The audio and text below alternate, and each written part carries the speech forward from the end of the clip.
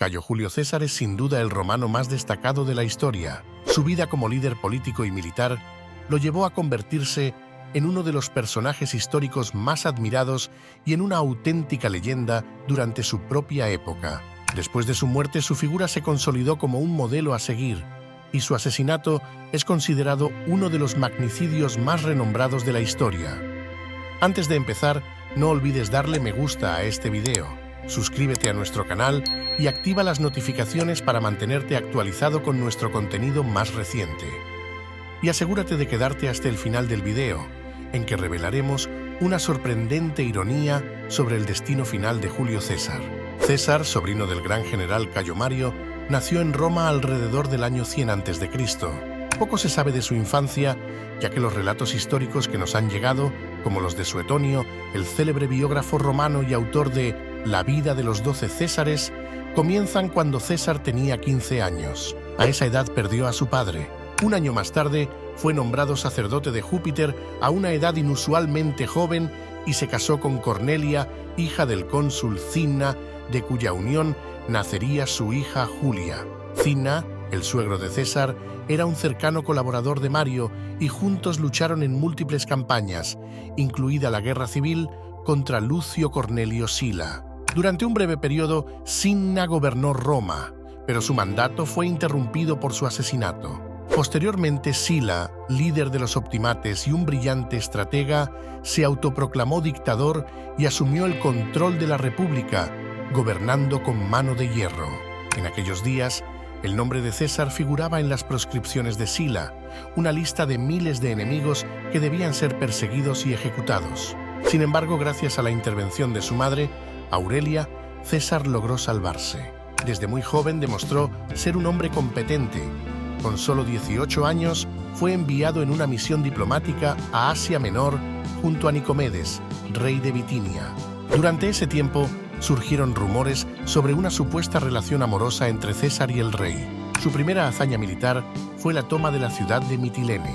En su regreso a Roma en el año 78 a.C., tras la muerte de Sila, César inició una ascendente carrera política en una república romana que comenzaba a desmoronarse. El sistema republicano no lograba gestionar eficazmente los vastos territorios que Roma controlaba, lo que permitió que figuras como Sila y César ganaran protagonismo, aunque el Senado aún mantenía el poder. Tras la muerte de Sila, Pompeyo, el cónsul que se haría célebre por sus victorias contra Espartaco, Sertorio, el reino de Ponto y Judea, se convirtió en el principal líder de Roma. La política romana estaba profundamente dividida entre diferentes facciones dentro del Senado, principalmente los populares y los optimates. Los populares, el grupo al que pertenecía César, buscaban su poder a través del apoyo del pueblo romano, prometiendo repartir tierras y trigo, así como aprobar leyes en beneficio de los campesinos. Los optimates, por otro lado, representaban a la aristocracia más conservadora. César, enfrentado a los optimates, se acercó a Pompeyo como una estrategia para avanzar en su carrera política. Esta maniobra se consolidó cuando casó a su hija Julia con Pompeyo.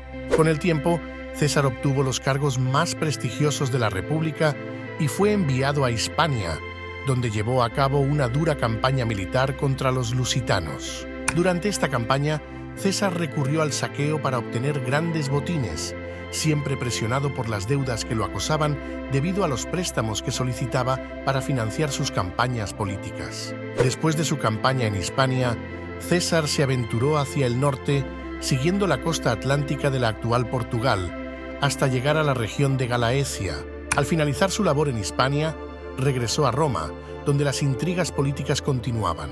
Entre las figuras destacadas de la época se encontraban Marco Tulio Cicerón, Catón el Joven y Domicio Aenobarbo.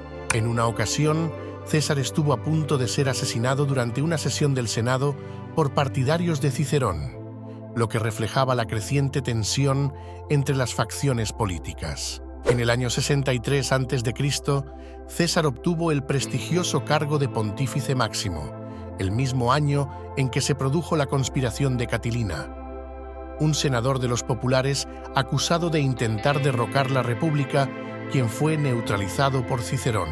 Posteriormente, en el año 59 a.C., César consiguió su primer consulado junto a Bíbulo, a quien más tarde marginó políticamente.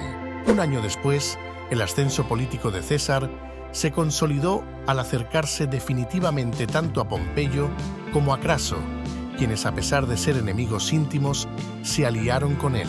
César logró mediar entre ambos, formando lo que se conocería como el primer triunvirato, un acuerdo político entre los tres para gobernar la República.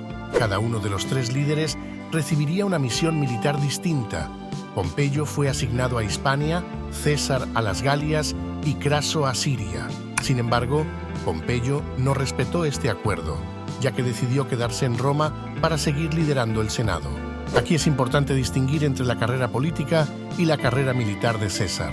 Aunque ya había demostrado ser un comandante competente en el pasado, fue después de la formación del triunvirato cuando comenzó a llevar a cabo sus grandes campañas militares. En el año 53 a.C., Craso falleció en la batalla de Carras luchando contra los partos en Siria. A pesar de la muerte de uno de los triunviros, el acuerdo político continuó. Sin embargo, la relación entre César y Pompeyo comenzó a deteriorarse desde entonces. Las Galias, por su cercanía a Roma, representaban un territorio estratégico. Roma ya controlaba la zona sur de la actual Francia en torno a la colonia griega de Masalia, y esta región, ya integrada en la administración romana, serviría como punto de partida para la campaña militar más célebre de César. Este conflicto quedó registrado en su obra De Bello Gallico, La Guerra de las Galias. Las fuentes históricas y la arqueología confirman que la campaña de las Galias fue brutal y despiadada. César y sus tropas destruyeron poblaciones enteras y exterminaron a tribus galas en busca de riquezas, de manera similar a lo que ya había hecho en Hispania. Entre las batallas más notables están la de Bibracte en el 58 a.C. y la del río Sambre en el 57 a.C., donde César se enfrentó a ejércitos galos que superaban ampliamente en número a sus tropas. Además de enfrentarse a los galos, César también tuvo que lidiar con una invasión germana liderada por una confederación de suevos, a quienes derrotó en la batalla de los Vosgos en el año 58 a.C. En esta intensa campaña destacó el liderazgo de varios de sus oficiales más cercanos, como Tito Labieno, Marco Antonio y Quinto Tulio Cicerón, hermano del famoso orador Marco Tulio Cicerón. Después de pacificar la Galia, César tuvo que enfrentarse a las tribus germanas que habían cruzado al territorio galo. Previendo una nueva invasión germana, como la que habían protagonizado los suevos, César decidió cruzar el Rin y devastar varias aldeas germanas al otro lado como una advertencia. Esta incursión fue posible gracias a la construcción de un puente de madera sobre el Rin, realizado en tan solo 10 días. Posteriormente, César dirigió a sus tropas hacia un territorio celta situado más al norte, el cual nunca había sido conquistado por los romanos, la isla de Britania. Aunque realizó 2 campañas exitosas en la isla, la presencia romana en Britania no se consolidó debido a un problema mayor en el continente. Las tribus galas, resentidas por el trato recibido, aprovecharon la ausencia de César para sublevarse bajo el liderazgo de Vercingetorix, quien se convirtió en el líder de todas las tribus de la Galia. César regresó apresuradamente al continente para hacer frente a esta rebelión que estuvo a punto de derrotar a su ejército. Vercingetorix logró vencer a César en la batalla de Gergovia, pero el enfrentamiento decisivo tuvo lugar en el 52 a.C. en Alesia, la principal ciudad gala. César sitió la ciudad, pero tuvo que construir una doble línea de empalizadas para defenderse de decenas de miles de galos que acudían en ayuda de Vercingetorix. A pesar de la resistencia de los galos, Vercingetorix finalmente se rindió a César, poniendo fin a la Guerra de las Galias. A lo largo del conflicto, muchos autores romanos criticaron a César por su dureza y las represiones innecesarias que llevó a cabo en la Galia, lo que dejó una huella profunda en la historia de su carrera militar. El historiador Velleio Patérculo menciona que las tropas bajo el mando de César mataron a alrededor de 400.000 galos, mientras que Plinio el Viejo eleva esta cifra hasta 1.192.000. Estas cifras han sido muy discutidas, pero gracias a los descubrimientos arqueológicos recientes que han revelado una gran cantidad de asentamientos destruidos, se ha podido confirmar que la Guerra de las Galias resultó en la pérdida de un gran número de vidas. Después de la victoria, el Senado, liderado por Pompeyo, le ordenó a César desmantelar su ejército, dado que su mandato estaba a punto de finalizar. César, sabiendo que si cumplía con esta orden, sería arrestado y condenado a muerte por el Senado, donde tenía pocos aliados, solicitó una extensión de su tiempo en el poder. Al no conseguirla, fue declarado proscrito y las tropas fueron enviadas para capturarlo y terminar con él. Ante esta situación, César decidió apostar todo en una sola acción para salvarse. Inició la invasión de Italia, un ataque que comenzó tras cruzar el río Rubicón en el norte de la península itálica.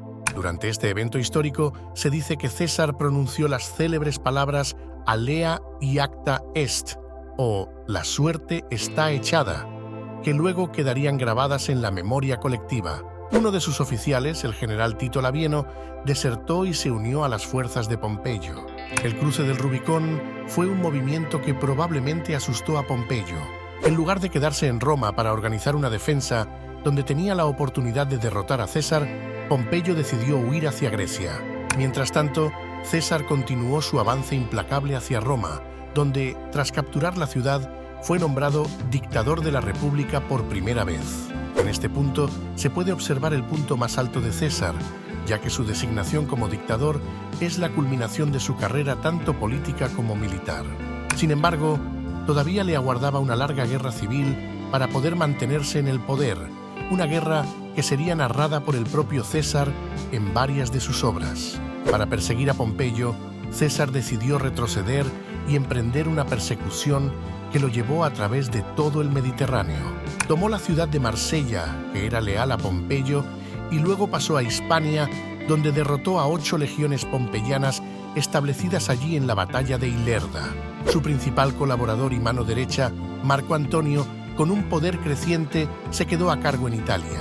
Tras la campaña en Hispania, César regresó a Roma y luego se dirigió a Grecia en el año 48 a.C., donde Pompeyo ya lo esperaba con un ejército considerable.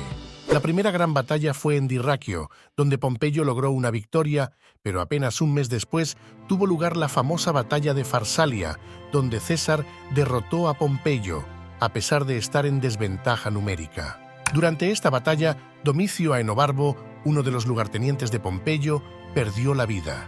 A pesar de sobrevivir a la batalla, Pompeyo huyó a Egipto por mar, perseguido de cerca por César, quien quería capturarlo vivo.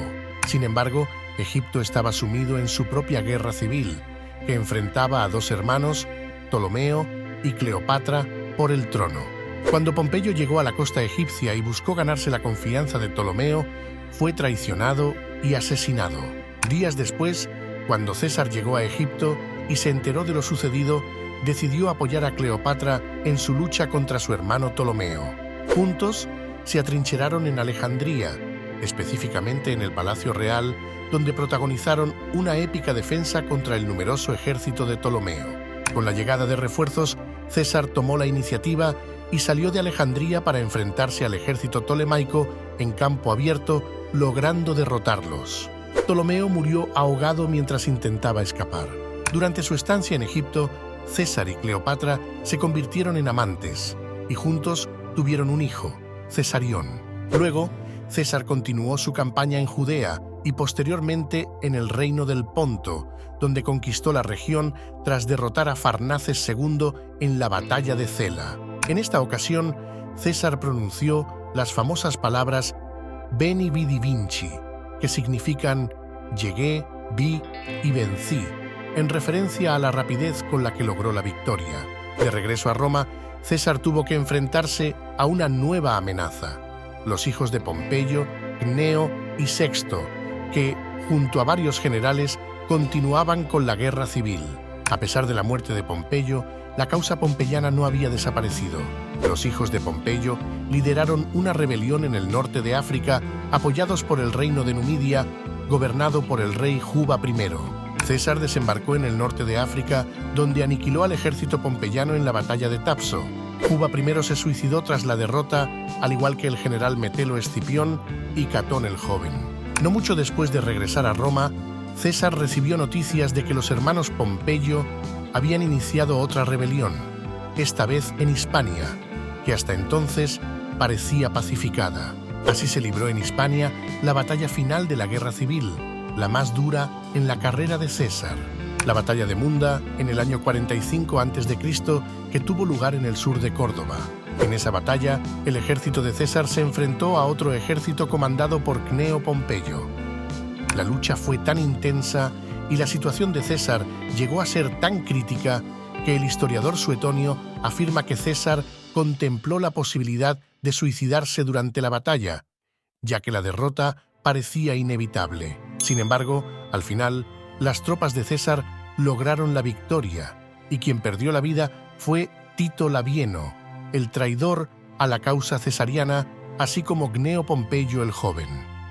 Aunque Sexto Pompeyo logró sobrevivir, pasó a liderar una flota de piratas en el Mediterráneo, hasta que finalmente fue derrotado por Marco Agripa en la batalla de Nauloco muchos años después. César se consolidó como el vencedor indiscutible de la guerra civil, pero dentro de sus propias filas comenzaba a gestarse un complot en su contra, ya que su nombramiento como dictador perpetuo había despertado serias preocupaciones. La posibilidad de que César aspirara a convertirse en rey era una incógnita que nunca llegaremos a resolver.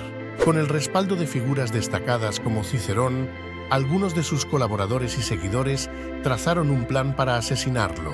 El asesinato fue planeado para una fecha simbólica, los idus de marzo, el 15 de marzo, durante una sesión del Senado. Los líderes de la conspiración, Casio Longino y Marco Junio Bruto, lograron reunir el apoyo necesario para llevar a cabo el atentado contra César. Finalmente, el dictador fue asesinado ese mismo día en el año 44 a.C., apuñalado repetidas veces. Irónicamente, su cuerpo terminó tendido a los pies de una estatua de mármol de Pompeyo, su antiguo rival. Sin embargo, a pesar de su muerte, los conspiradores no lograron sus objetivos, ya que la figura de un líder en Roma ya estaba establecida y la caída de la República Romana era inevitable. Esperamos que hayas disfrutado de este video.